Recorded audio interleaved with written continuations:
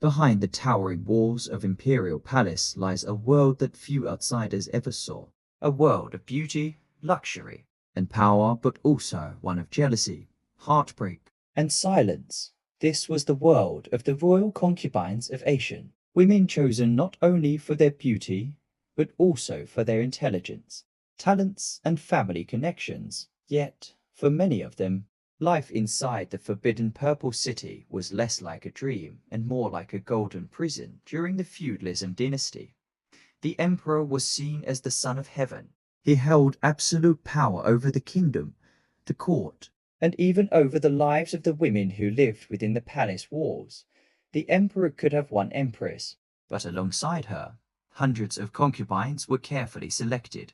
Some came from noble families, sent to the palace as political offerings. Some were Others renowned were for their beauty, exceptional others beauty for or their artistic wit. talents. But once they entered the palace, their fates no longer belonged to themselves.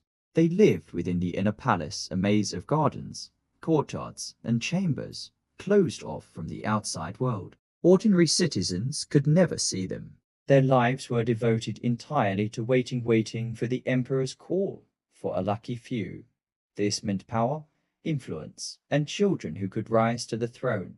But for most, it meant a lifetime of silence, loneliness, and fading into history without a name. Inside the palace, every concubine dreamed of winning the emperor's attention. But the competition was ruthless. If one woman rose in favor, others plotted in the shadows. Stories tell of poisoned meals, whispered accusations, and secret punishments. One wrong word and a concubine could lose everything.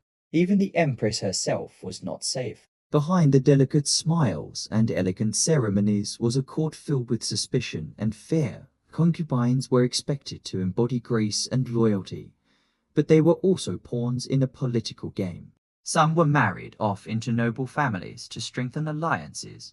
Others were cast aside when they lost favor, and some simply disappeared from the records. Many concubines never even met the emperor. They lived their entire lives behind palace walls, growing old in silence. Legends say some concubines, heartbroken and forgotten, took their own lives. One tale speaks of a woman who drowned herself in the lotus pond, her silk gown floating on the water like a white ghost. Another whispers of concubines locked in chambers, punished for jealousy or betrayal. Their cries never heard beyond the walls. These women, once brought to the palace with promises of honor and wealth, became little more than shadows. Their names erased, their graves unmarked. The people began to call them the weeping concubines. And some say their spirits never left, even today. The old imperial carries a reputation for being haunted lot at night. Guards have reported strange sounds, the echo of soft footsteps along empty corridors, or the faint sobbing of women drifting through abandoned chambers. Some visitors claim to hear singing near the old concubine quarters, gentle voices, as if rehearsing songs for an emperor who will never return. Others tell of sudden chills near the lotus pond, where a concubine is said to have taken her life. Are these the voices of the forgotten women, or simply the whispers of history, echoing through the ruins of a fallen dynasty? Beyond the ghost stories, the lives of concubines reveal something deeper.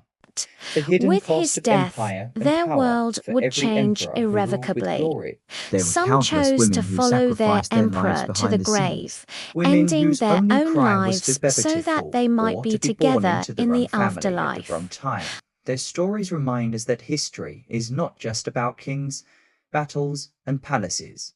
It is also about the silent voices, the people whose lives were forgotten, erased, or turned into legend. The weeping concubines are more than ghosts.